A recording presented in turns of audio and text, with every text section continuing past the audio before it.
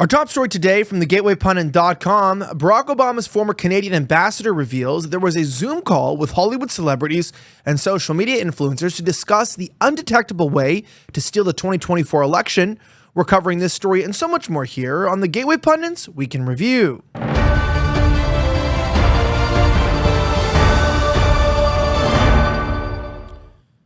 Welcome back to the Gateway Pundit's Week in Review, where we cover the top 5 stories of the last 24 hours in around 10 minutes. My name is Elijah Schaffer, and the top story today comes from thegatewaypundit.com.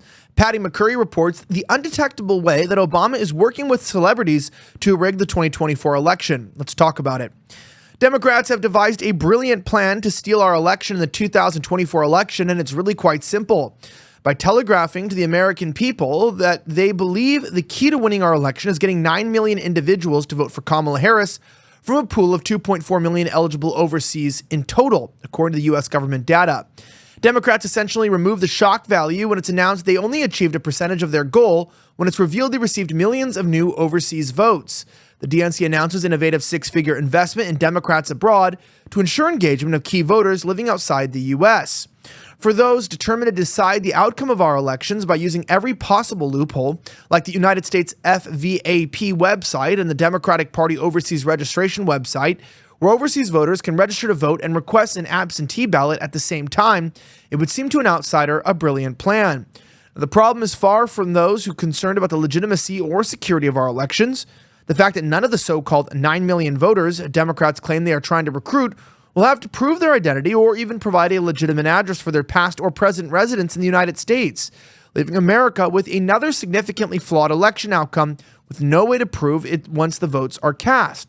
Now, last week, the Gateway Pundit published the first investigative piece in a series explaining how easily our elections can be stolen without a trace. You can read the rest of the story on our website. Now, according to Heather Honey at Verity Vote, the Uninformed and Overseas Citizens Absentee Voting Act is a federal law passed in 1986. The UOCAVA requires that the states allow members of the U.S. Armed Forces, their family members, and U.S. citizens who reside outside of the U.S. to register and vote absentee in elections for federal offices in a standardized format. Other have a processed or passed in 2002. There are numerous projects undertaken to test the viability of electronic voting for the UOCAVA eligible voters. And the 2004 Secure Electronic Registration and Voting Experiment Project was intended to develop an internet-based registration voting system in 55 volunteer countries. However, the SERV project was canceled before it was deployed due to security concerns. And now the Democrats are going after these unelected individuals who may or may not even be real individuals and were not chosen or delegated to cast 35 votes in their name. But now we may be getting 50 votes. Random votes with random names, random addresses, and these are just individuals that, quite frankly, may not even be real. Welcome to the new way that we're voting in 2024. You should be alarmed. Now, you've got to watch this. Fox News' Sandra Smith embarrasses Kamala Harris, Lackey, and makes her implode after asking a pointed question about Harris's plan to lower prices. Colin Linebarger reports. An appearance on national television proves that Kamala Harris's own surrogates are just as clueless about issues impacting the American people as she is, and just as inept at explaining her ideas. Kelly Hyman, a Florida attorney and Democratic strategist, appeared on the Fox News show Your World with Neil Cavuto to defend Harris's plan to lower the price of goods for Americans. Well, she was left completely clueless when Sandra Smith, who was filling in for Cavuto, decided to perform an act of journalism and ask her to specify Harris's economic plan in detail for her viewers. Hyman first tried to tout Harris's Marxist plan on price gouging and claimed that this would prevent big corporations from taking advantage of American customers. However, a skeptical Smith responded by asking her whether this was happening. Hyman first answered no, but then claimed that she was uncertain because she was not privy to that type of information. Now, this caused Smith to absolutely point out that Hyman was having difficulty, that's a crazy name, explaining Harris's economic plan to voters. Already humiliated by a prepared Smith, Hyman then imploded completely. You're going to have to watch the whole interaction here. We have it directly posted on X by The Vagrant. Check this out. Here's the interaction of the Harris campaign. Watch. Not only does it affect consumers, but it also affects small businesses. They're going to have those costs as well. That's going to trickle down. It seems like you're working off of now, in regards to, okay, what is Harris's plan? We're waiting. Okay, there's there's a lot of aspects to it in regards to looking at it online. So let's talk about lowering the grocery costs, because that's something that's brought up. The viewers can look at this online. She talks about certain things in regards to advancing the first federal ban on price gouging on food and groceries, to set clear rules to the road to make it clear that big corporations can't unfairly exploit consumers as well. Is that and happening? secure new Is that happening?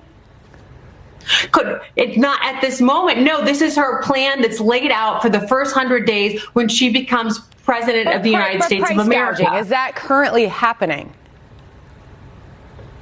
In regards to I don't know exactly if that's currently happening or not, because I'm not privy to that type of information. Okay. But there are people are costing a lot of money in regards to groceries. Okay. It seems like you're having a hard time articulating her plan. And I'm not. Honestly, that's not true. Please, I'm constantly being interrupted by you, which, as a woman, I think is disrespectful. When I'm trying to speak, every time I try and speak, you speak over me. Okay. Final thought. Thank you so much for having me. Okay. I was giving you time there. All right. She got caught and she tried to blame sexism or something right there, right? She's like, as a woman, it's really disrespectful. Well, you can't blame mansplaining anymore. And you sure as hell can't blame what? Sexism, misogyny. What if women are just having a hard time in this role competing, not because women are incapable, but because a lot of women weren't given their positions out of a meritocracy, out of this idea that they earned it. They're given it because they have to fill diversity quotas. So then you have people who can't even explain the policy and they're put into place, and then they're asked what to say, and then they're used to blaming sexism and misogyny or racism, but you can't do it when the woman just looks just like you. Speaking of a small story of development, James O'Keefe and OMG team were detained near the Canadian border by Vermont State Police night before a huge announcement. Christina Lila reports. You can read the rest of that on our website. However, it turns out he is okay from what we know, and he's going to be announcing his plans at the next Tucker speech. Make sure you stay tuned for that. Speaking of two other interesting stories that we'll close out with, singer Janet Jackson claims that Kamala Harris is not black, reportedly fired the representative who apologized on her behalf. Listen to this. In an interview, singer Janet Jackson claimed that the Democratic presidential candidate Kamala Harris isn't black. In an interview with The Guardian, the youngest child of the Jackson family shared that she's not black. That's what I heard. She's Indian.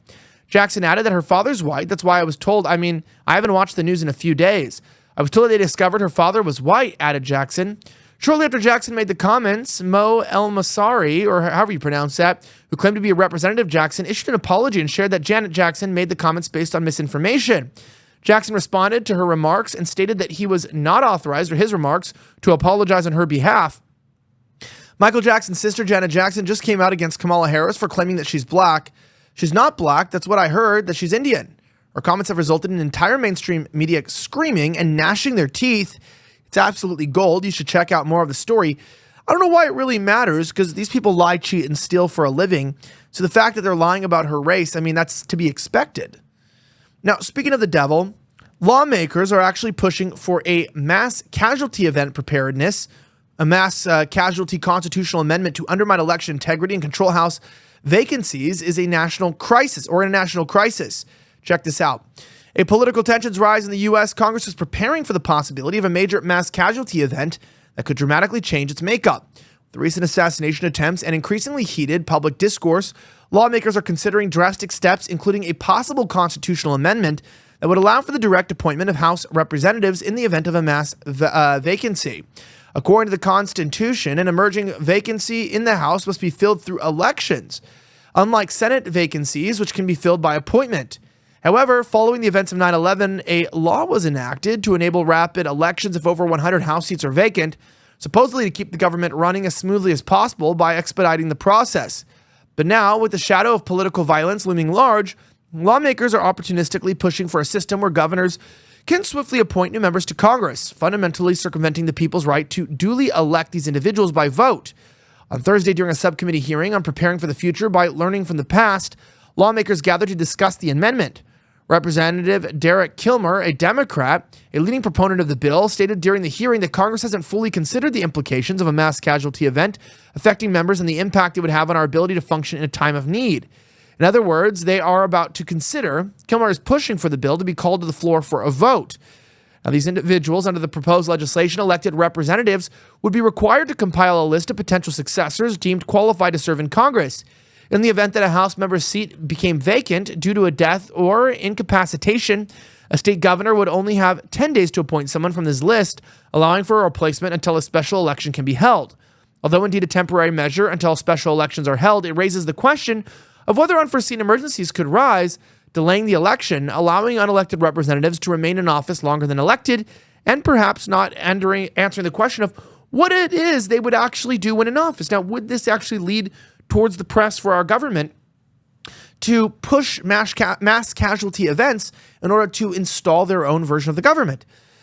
It's quite interesting that during MKUltra, our government found out that trauma caused a state of need, and therefore we suddenly have all these mass shootings and terrorist events that are happening every few years that's keeping our population afraid and relying on the government. It almost seems like maybe they're preparing us for something rather than trying to get us to be warned.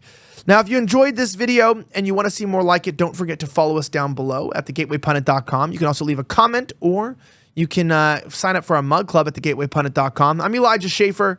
Have a great rest of the week as always, and may God bless the United States of America. I'm signing out.